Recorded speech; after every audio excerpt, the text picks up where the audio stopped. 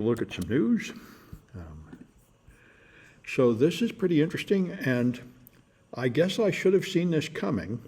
So if you get your iPhone stolen, as these people did, then if the thief knows how to do this, what they will do is change your iCloud password and change your recovery PIN, which I didn't even know there was a recovery PIN. I guess I should find out and make one.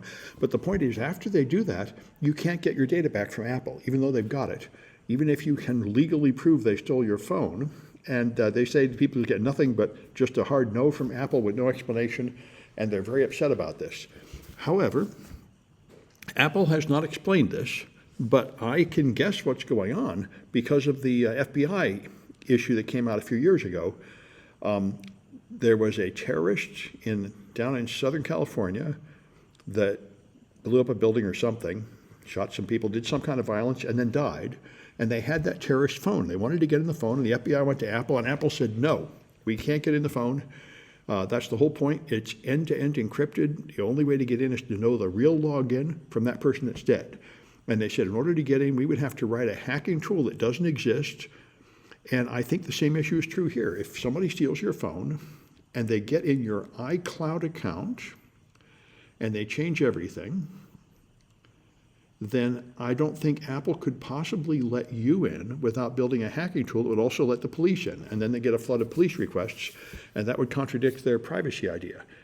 Now, of course, the question is, how did the thief get in? They say in one case, a woman was drugged, and I guess they were able to trick her into logging in or telling them the PIN while she was drugged.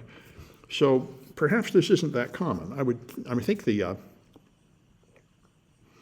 But I don't know, I guess I'm pretty vulnerable because I use Face Unlock. Somebody could, point a gun at me, unlock my phone with their face or something, or just point it at my face without me knowing, or when I was knocked out or something, and then they get in. Then I guess they could change all my passwords and stuff. So anyway, there is a thing called anti-fraud protection you can turn on with your iPhone, which would make it harder for them to get in. Let me just check and see if this is a student or something. Hello, can I help you? Hi, this is your Congressman, Kevin Mullin. Okay, it's some political spam. Okay, so anyway, all right. Anyway, it's an interesting issue, and I hadn't thought about that, and I guess I'm inclined to think a little more about it because I was just fixing to back up all my stuff in iCloud, and maybe that's not the wisest idea. Anyway, Windows 11 recall has come out, but only in the Insider channel, and they tried to roll it out a year ago to everybody, and there was a huge storm of controversy from the security community, and they've tried to improve those security problems. And so Kevin Beaumont, who a famous security researcher, went through it, and now Andrew Cunningham and ours has gone through it to decide how secure it is.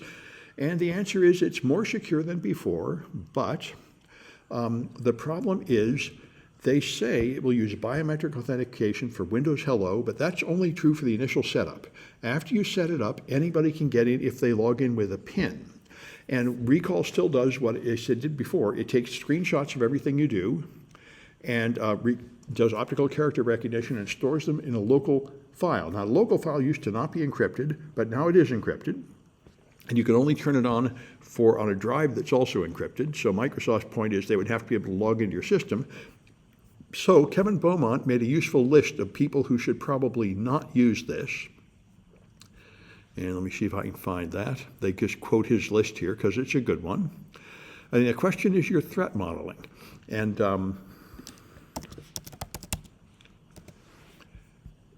I guess I'm not seeing the list here, although I thought I would. But if you have a domestic abuser, like somebody in your own house is going to attack you and they can easily find your PIN, then they can see everything you've been doing on your machine. I think that's the main threat model. I think, once again, just like the iPhone, the question is if somebody steals your device, then they probably can't log in, and therefore they can't get out of the recall stuff.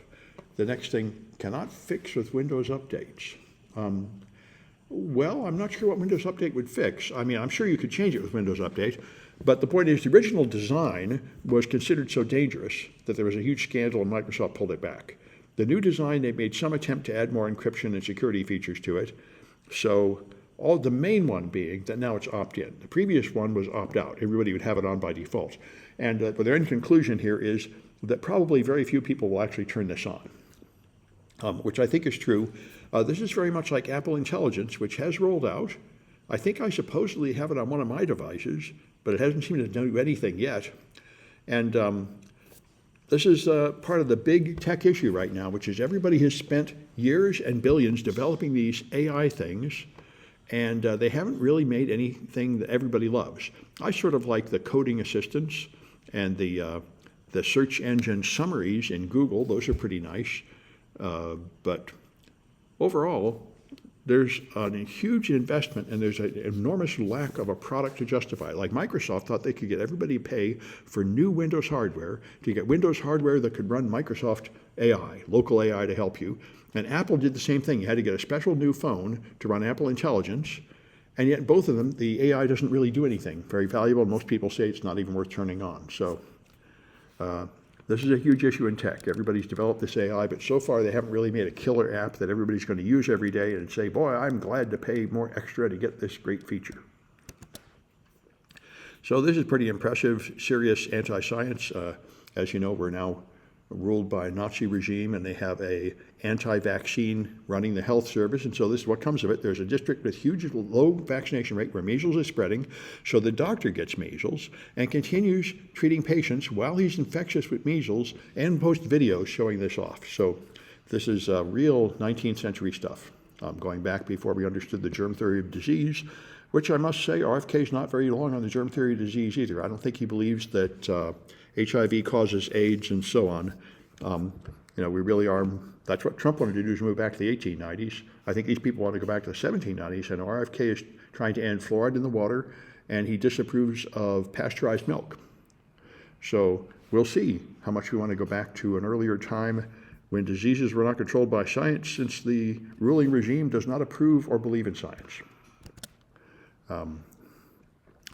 This is interesting. The San Francisco Democrats are doing what Politico describes as a push of the National Party to the center. And what I thought they might be doing is opposing Bernie and AOC, but they're not. What they're doing actually sounds kind of sensible. What they're doing is trying to remove the stuff they did that really was very unpopular, like defunding the police, making symbolic resolutions at the local level about things like the war in Gaza, and removing the names of U.S. presidents from school buildings. Those things were just sort of silly and unnecessary and just made them look like a bunch of idiots. So if that's what they do, I tend to support it. And Bernie's explained his position. He says, I could stand up here and say controversial things like support abortion, but I'm not doing that because that would just divide people. What I'm saying is we need a higher minimum wage, we need socialized medicine, we need to improve the economic conditions of people in America, and that's an issue everybody can agree on.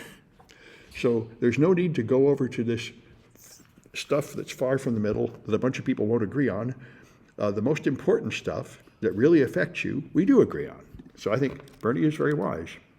And I think AOC is currently the leading contender for president in 2028. It's surprising because Kamala actually was higher in polls just from name recognition, but Kamala hasn't done anything. She's just vanished, like most Democrats. They just seem to be hiding. And I think Bernie's process is more likely to work, but we'll see. So there's another movement to supposedly rein in the high-tech companies in Washington. So Zuckerberg that wants to prevent them from forcing him to limit children's access to Facebook and Meta, Facebook and their image processing unit. He's having some effect by convincing them that's really someone else's problem. You need to tell, before I can do that, you need to make Google come up with some kind of login that can tell me how old people are. That's the hard problem, technically. But this is what you do. You distract people by making it someone else's problem. Although I don't know why they're bothering to do it that way. That's the old-fashioned way to do it. The modern way to do it is just bribe Trump, which they all did to appear at this inauguration event. And if Zuckerberg's having trouble, he just hasn't shoveled enough millions at Trump. That's what TikTok owner did. So anyway, I don't imagine it's remotely possible that any of these tech titans will be punished unless some of them have failed to pay their bribes. That's what Bill Gates said when Microsoft nearly got broken up in 1998. He said, I learned that you have to make political donations. He didn't call them bribes either. He had learned you're supposed to use the euphemism, political donations. Anyway, let me stop this.